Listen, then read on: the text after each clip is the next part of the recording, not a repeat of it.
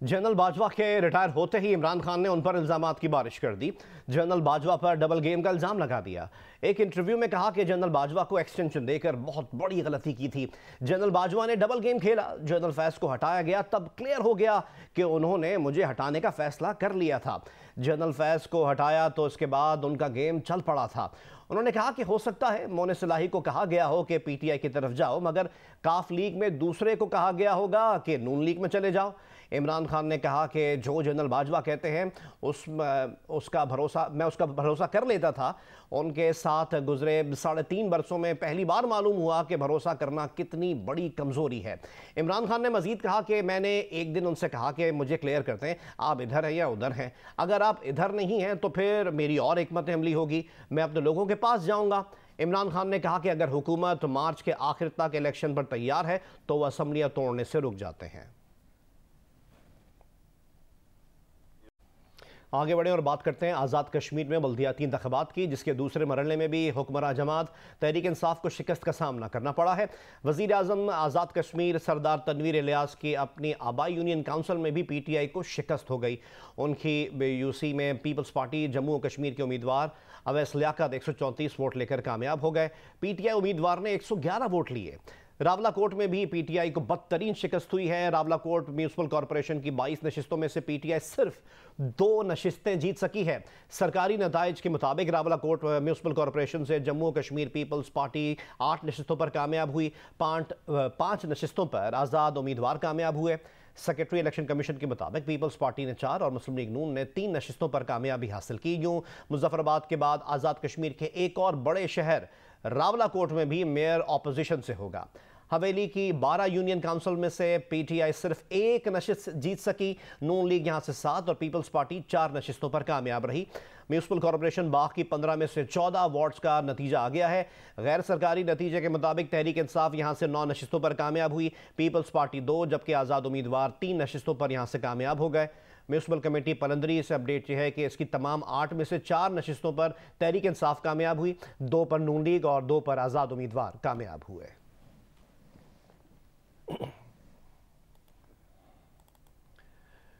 धुंध की सूरत हाल के मुतालिक आपको अपडेट करें। पंजाब और खैबर पख्तूनख्वा के बेशतर इलाकों में आज भी धुंध का राज है। गहरी धुंध की वजह से लाहौर सियालकोट मोटरवे बंद कर दी गई है। मोटरवे M2 लाहौर से कोट मोमिन तक और लाहौर मुल्तान मोटरवे M3 फैसपुर से दरखाना तक बंद कर दी गई है। मोटरवे M4 पिंडी भटियां से दरखाना और M1 बुरहान तस्वाबी तमाम किस्म की ट्रैफिक के लिए बंद है। स्वात एक्सप्रेसवे से कर्नल शेर खान इंटरचेंज से इस्माइलिया तक ये जगह बंद कर दी गई है। मजीद अपडेट यह है कि दुनिया के आलूदा तरीन शहरों में आज फिर लाहौर का पहला नंबर है। इस इंडेक्स में कराची 5वें नंबर पर है।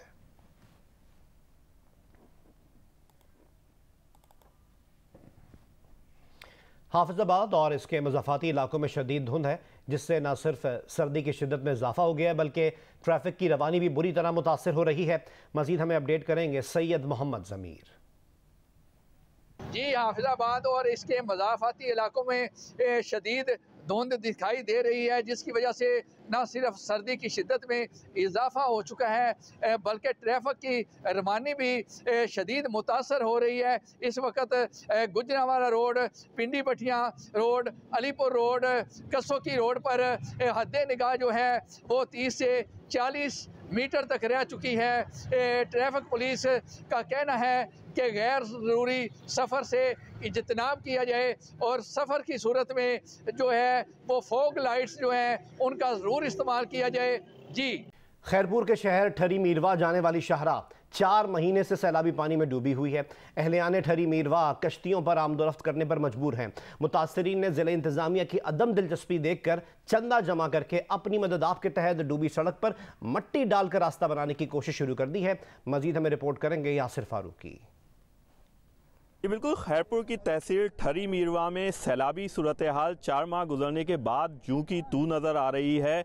मैं इस वक्त सुई गैस से ठरी मीरवा जाने वाली सड़क पे मौजूद हूं, जो गुज़िश्ता 4 माह से सैलाबी पानी में मुकम्मल तौर पे डूबी हुई है। जो ठरी मीरवा के रिहायशी हैं वो कश्तियों पे सफ़र करने पे मजबूर हैं। उनकी आमदोरफ्त कश्तियों के ज़रिए हो रही है या मुताबादिल रास्ता जो 7 से 10 किलोमीटर दूर पड़ता है वो उन्हें इख्तियार करना पड़ता है। अहले इलाका से जानते हैं। आमदरफ्त बिल्कुल बंद है, कश्ती पे बंदे जा रहे हैं, सामने गांव है वो भी 4 किलोमीटर से फिर इधर आ रही हैं शहर से। इंतजामिया का कोई भी सहकार नहीं, न किसी MPA का न MNA का। हम लोग ये जो है डोनेशन इधर शहर से किया है तो उससे बना रहे हैं अपनी मदद आपके तहत। जी बिल्कुल, अहले इलाका का कहना है कि ज़िला इंतज़ामिया और हुकूमती नुमाइंदों की जानिब से इस सड़क की आमदोरफ्त बहाल करने के लिए कोई भी इकदाम नहीं लिए गए, जिसके बाद अहले इलाका ने अपने तौर पे चंदा जमा किया है और वो इस चंदे से अपने तौर पे सड़क की बहाली के लिए काम जारी रखे हुए हैं। यहाँ पे मिट्टी डाल के सड़क के ऊपर इसे हमवार किया जा रहा है ताकि जो आमदोरफ्त गुज़िश्ता 4 माह से मुअत्तल है उसे बहाल किया जा सके। जी, जिला सांगड़ की मुख्तलिफ तहसीलों से 4 महीने गुजर जाने के बावजूद भी सैलाबी पानी नहीं निकाला जा सका। पानी की निकासी के लिए लगाए गए दर्जनों वाटर पंप्स भी खराब हो गए हैं। हमें रिपोर्ट करेंगे नुमाइंदा जियो न्यूज़ अब्दुल रज़ाक मेमन। जी बिल्कुल, ज़िला सांगड़ के जो बेशतर तहसील हैं, तहसील खिपरो, तहसील सिंझोरो, जाम नवाज अली और तहसील सांगड़ के अब भी मुतअद्दिद देहातों से सैलाब का पानी निकास ना हो सका है। अभी भी मुतासरीन शदीद परेशान हैं, अपने अपने घरों में फंसे हुए, स्कूलों में पानी है, मुतासरीन खुले आसमान तले अभी भी सड़कों पर बैठे हुए। मौसम सर्द हो गया है, गर्म कपड़े बच्चों के पास नहीं है, लेकिन जो सैलाब के बायस जो तबाहकारी हैं उनके असरात अब इन सैलाब मुतासरीन के पर इस कदर पड़े हैं कि ये बेरोजगार हो गए। जिला सांगड़ में LBDO का जो निज़ाम है वो इंतहाई धर्म भरम है। 624 डिस्पोजल यहाँ पर बनाए गए, लेकिन उसमें से बेशतर डिस्पोजल जो है निकासी आपके वो तमाम ख़राब पड़े हुए हैं। चंद डिस्पोजल जो हैं वो बेहतर हैं। अब तक इनके इलाकों में सर्वे नहीं हुआ है जिससे इनको ये पता चल सके कि इनके जो घरों का नुकसान हुआ है वो कितना हुआ है और इनका अजाला होगा भी नहीं होगा। एक बार दोबारा बात करते हैं फुटबॉल वर्ल्ड कप की। नॉकआउट राउंड में आज भी 2 मैचेस होंगे। दिफाई चैंपियन फ्रांस की टीम पोलैंड के मध्य मुकाबला आएगी। इंग्लैंड और सेनेगाल आमने सामने होंगे। ग्रुप मैचेस के इख्तिताम पर फुटबॉल वर्ल्ड कप में टीमों और खिलाड़ियों का असल इम्तिहान शुरू हो चुका है। मैच जीतो तो अगले मरहले में जाओ, हार गए तो घर जाओ। दिफाई चैंपियन फ्रांस का भी असल इम्तिहान आज है, जो पोलैंड के मध्य मुकाबला आ रही है। ग्रुप डी से नॉकआउट मरहले में पहुंचने वाली फ्रांस शिकस्त का जायका चख कर यहाँ तक आई है। पोलिश टीम को वो कैसे काबू करते हैं ये देखना होगा। आज का दूसरा मैच इंग्लैंड और सेनेगाल के दरमियान होगा। इंग्लिश टीम नाकाबिले शिकस्त रहते हुए राउंड ऑफ 16 में पहुंची है, जबकि सेनेगाल ने ग्रुप मैचों में अच्छे खेल का मुजाहरा किया और वो यकीनन हरीफ को टफ टाइम देने के साथ मैदान में उतरेगी। आपसे एक सर्वे शेयर करते हैं। 24 साल से कम उम्र 65% पाकिस्तानी नौजवानों ने शादी के लिए 18 से 24 साल की उम्र को मौजू करार दिया है, लेकिन 25 से 28 साल की उम्र में शादी की हिमायत 35 से 44 साल के 49% और 45 साल से जायद उम्र के 42% पाकिस्तानियों ने की। पल्स कंसल्टेंट ने सर्वे किया है, इसकी तफसीलात आपको इस रिपोर्ट में दिखाते हैं। शादी के लिए मौजू तरीन उम्र क्या होनी चाहिए? पाकिस्तानी अवाम की आरा पल्स कंसल्टेंट के सर्वे के जरिए सामने आ गई, जिसमें मुल्क भर से 1600 से ज्यादा पाकिस्तानियों ने हिस्सा लिया। शादी के लिए मौजू उम्र के सवाल पर 15 से 24 साल की उम्र के 65% पाकिस्तानियों ने 18 से 24 साल की उम्र को शादी के लिए मौजू तरीन करार दिया, लेकिन 25 से 28 साल की उम्र को 35 से 44 साल के 49% और 45 साल से ज्यादा उम्र के 42% पाकिस्तानी शादी के लिए मुनासिब कहते नजर आए। 18 से 24 साल की उम्र को शादी के लिए मौजू कहने वालों की ज्यादा शरह गैर शादीशुदा मर्दों में देखी गई, जहां 66% ने इस उम्र में शादी को मौजू कहा, जबकि खवातीन में 41% ने इस उम्र में शादी की हिमायत की। लेकिन 25 से 28 साल की उम्र में शादी करने की ज्यादा हिमायत गैर शादीशुदा खवातीन में 44% और मर्दों में 25% नजर आई, जबकि शादीशुदा खवातीन में 36% और शादीशुदा मर्दों में 38% नजर आई। सर्वे में 74% पाकिस्तानियों ने शादी के वक्त अपनी उम्र 21 से 28 साल के दरमियान होने का भी बताया। 16% ने 18 से 20 साल, 8% ने 29 से 32 साल, जबकि 1% ने शादी के वक्त अपनी उम्र 18 साल से कम होने का कहा। सिंफी बुनियादों पर देखा जाए तो 30% पाकिस्तानी खवातीन ने शादी के वक्त अपनी उम्र 18 से 20 साल के दरमियान होने का कहा, जबकि मर्दों में शरह 13% नजर आई। इसके बरक्स शादी के वक्त उम्र 21 से 28 साल होने का खवातीन में 58% तो मर्दों में 76% ने कहा।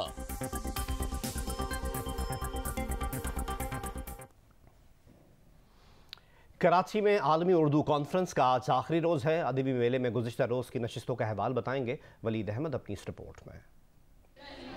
गजल नज़म रुबाई ने रवा सदी में मगरबी दुनिया पर कैसे छाप छोड़ी है, ज़रखेज़ दिमागों ने सलीके से एक एक परत खोली। जहां उर्दू की नई बस्तियां आबाद हो रही हैं, उन ममालिक से ज़बान के सफ़ीरों ने मौजूदा सूरत हाल बताई। 21वीं सदी में बच्चों की अदबी सरगर्मियों का अहाता किया गया। 14 किताबों की तकरीबी रुनुमाई में तज्ज़ियाकार आसमा शिराजी की किताब कहानी बड़े घर की भी शामिल थी। नशिस्त में हामिद मीर और सुहेल वड़ाइश ने बंद कमरों की सियासत पर बात की। पाकिस्तान आज और कल के मौजू पर हामिद मीर ने कहा कि सियासत और सहाफत करना आसान नहीं रहा।